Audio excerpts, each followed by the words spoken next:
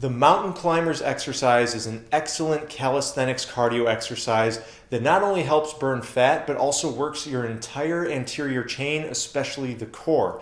But it can be a bit difficult for beginners. So in this video, I'm not only going to show you how to do mountain climbers, but how to approach them with progressions.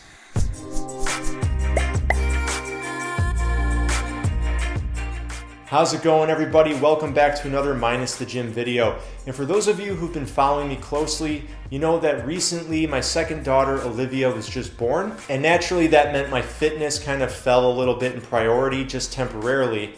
But because of that, I think I put on a couple pounds around the midsection. You know, my abs were getting blurrier and I could just tell. So what I've done recently is I kicked it up a notch. I'm getting back in the swing of things, and I added like 3 or 4 sets of mountain climbers at the end of each of my workouts for the past week.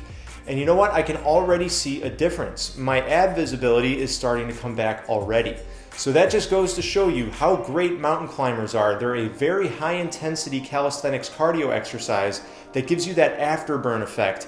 So you actually burn more calories throughout the day because your resting metabolic rate has increased. But they can be a bit difficult, especially for beginners. So let me show you some progressions you can use to learn how to do mountain climbers, and then I'll give you some tips at the end. For the first progression, I recommend working on your straight arm plank.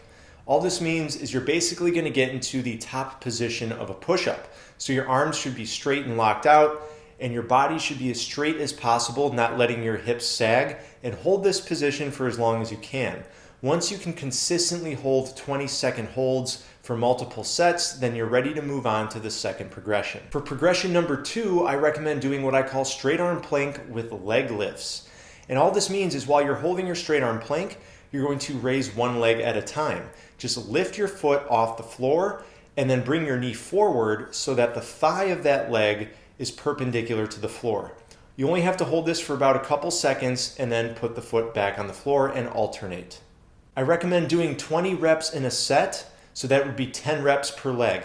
And once you can do that consistently for 3 or 4 sets, you're ready for the third progression, which I call gentle mountain climbers. You're essentially doing a mountain climber, but you're doing it with a really slow speed. So it's putting a lot of focus on the hip flexors and the abs, and it'll just feel like an ab exercise. But you're gonna do these slow mountain climbers. Again, I recommend at least 20 reps, so that'd be 10 per leg, but you can do more if you want. You can go 15 per leg, 20 per leg, as much as you want. And once you can do that consistently, then you should be ready to move on to the cardio version of this, which is legit mountain climbers. You want to do these with some explosiveness, all right? You want to have some oomph behind your mountain climbers.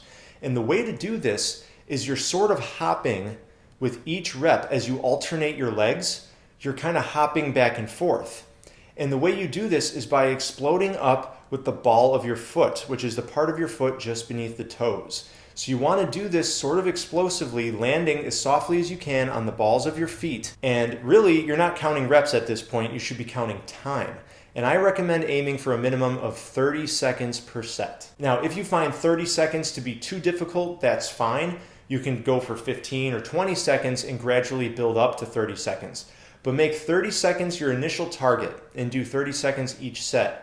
And then gradually increase that to 35 seconds, 40 seconds, 45, and so on until you can do these for a full minute. In my opinion, if you're doing mountain climbers for more than a minute, you just need to do them more intensely, okay? That or your aerobic capacity is just through the roof. In terms of volume, like I mentioned, just 3 or 4 sets of these added to the end of your workout. It only add a few minutes to your workout, but because it's so high intensity, it's going to use what's called the afterburn effect, or EPOC. Excess post-exercise oxygen consumption, which basically it forces your body to take in more oxygen for the next 24 to 48 hours. Your resting metabolic rate will be increased, so you will burn more calories, all right? And that's all it takes, 3 or 4 sets. You can also have some fun with these, all right? You can experiment and combine them with other exercises. So if you're like me and you do burpees, if you like doing burpees, then throw in a few mountain climbers at the bottom of each burpee. That's a great way to incorporate these.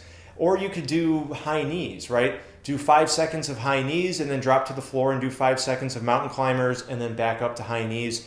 You know, you can experiment. You could do jumping jacks with mountain climbers, just all kinds of different stuff. All right, everybody, I hope if you're a beginner and you've been shying away from these intense calisthenics cardio exercises, that this gives you the confidence on how to approach mountain climbers with progressions and get them, because trust me, once you have them, once you add them to your workouts, they are really powerful for burning fat. And if I helped you, please drop a like, because that helps me out in return. I really appreciate it. Don't forget to subscribe if you're new. Minus the Gym is all about keeping fit or getting fit at home without relying on a gym. And I love talking about nutrition as well, specifically plant-based nutrition. All right, and with that said, I'll catch you in the next video. See you then.